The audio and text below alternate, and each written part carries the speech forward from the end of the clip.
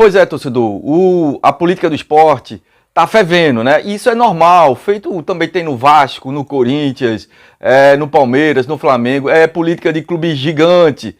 Mas eu vou colocar aqui Gustavo do B explicando todo o imbróglio dessa confusão, né? Desse litígio dentro do estatutário do Leão da Ilha do Retiro. Mas vou também colocar aqui uma coisa positiva, o esporte não para. A política, a eleição é dia 16 de dezembro. O esporte não pode parar. Isso aí é unanimidade em todos. Das três chapas, o esporte não pode parar. E continua. E a gente vou colocar aqui Guilherme, Guilherme ex-esporte, que está no Santos. E ele dá na entrevista que pode vir para o esporte, que não quer ficar no Santos. Vou colocar aqui e você interprete como você tem, do seu jeito, e ele deixa nas entrelinhas que se chamar eu vou, depois da vinheta, bota o hino da máquina.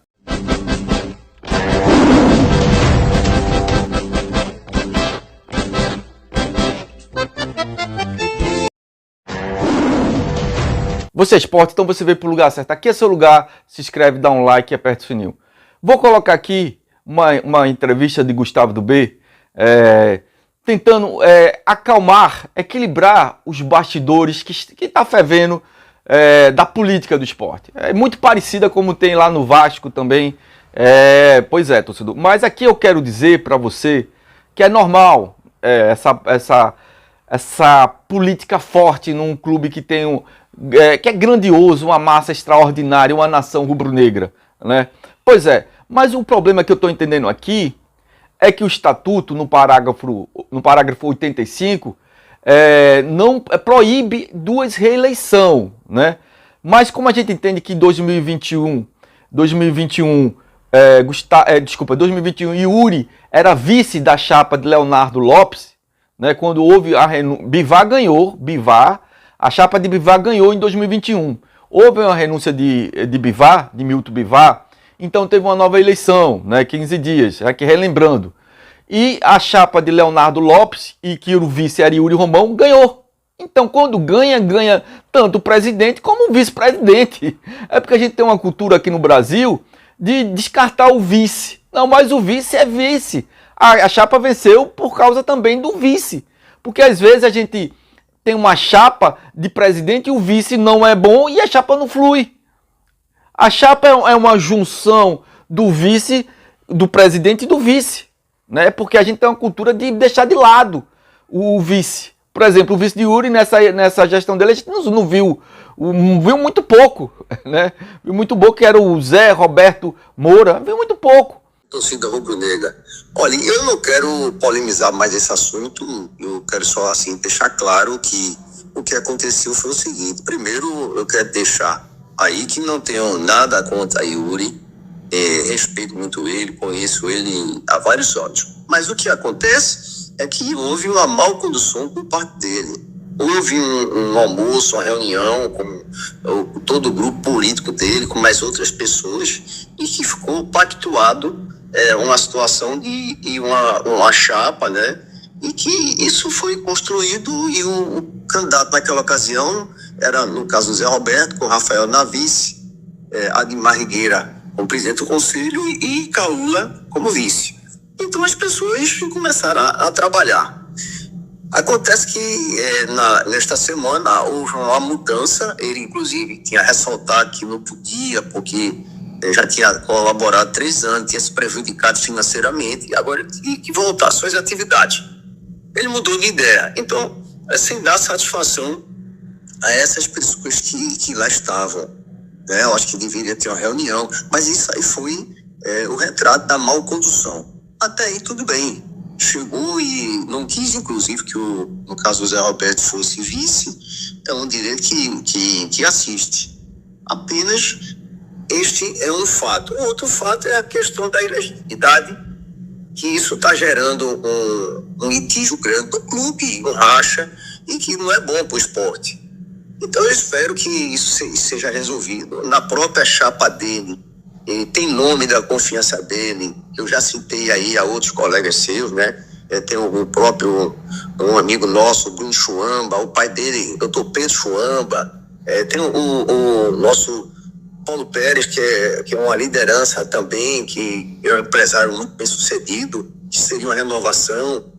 O Eduardo Monteiro, né, que é uma pessoa espetacular, o grande rubro-negro, já deu muitos serviços prestados, além de outros que também fazem parte, né, dentro do próprio grupo dele. Tem recentemente o próprio Augusto Carreiras, que trabalhou com ele, Ademar Rigueira, que está na chapa dele, o Rodrigo Guedes também. Enfim, tem vários aí que poderia simplesmente trocar, não ter esse litígio e continuar com a própria chapa. É a minha sugestão. Então, o fato é esse, sem polêmica. A pressão está um pouco alta, está de 50-14. Pois é, torcedor. Agora, Guilherme, colocar aqui Guilherme falando. Tem um futuro, dá pra cravar que o Guilherme fica, que o Guilherme vai embora. O que você pensa aí desse futuro pra próxima temporada? Cara, eu fico. Tenho um contrato. Tenho um contrato de mais 2 anos, vocês sabem disso.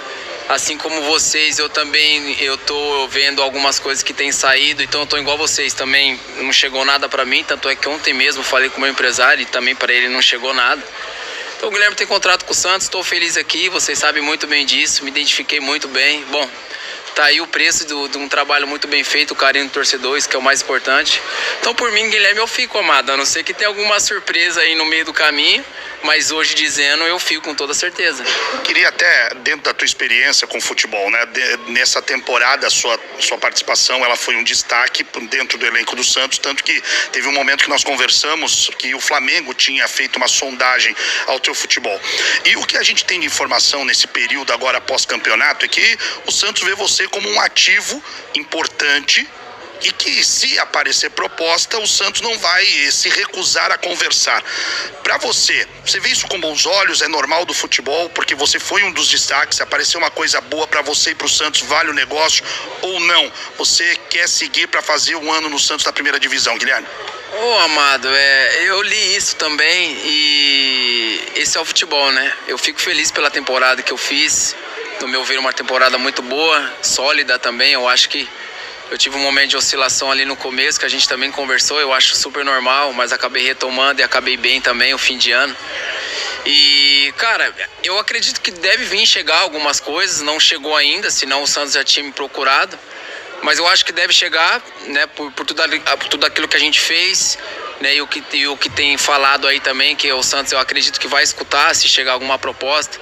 Cara, o Guilherme é jogador do Santos, eu tô feliz aqui, volto a repetir. Mas se caso chegar algo que seja bom pra mim, pra minha família e também pro Santos, como você acabou de comentar, pode ser que seja daqui a pouco algo financeiramente bom pro clube também e pode ser também pra mim.